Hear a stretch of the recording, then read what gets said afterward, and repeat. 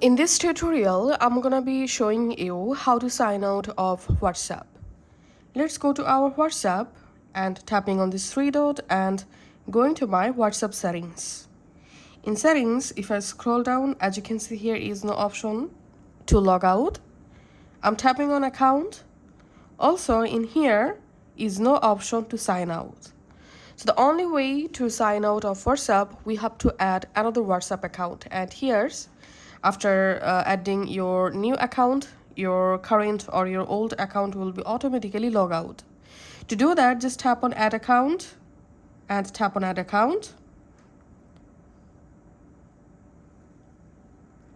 Tap on agree and continue.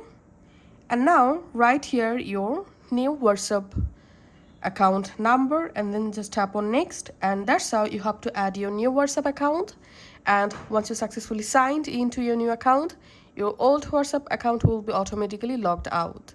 Thanks for watching.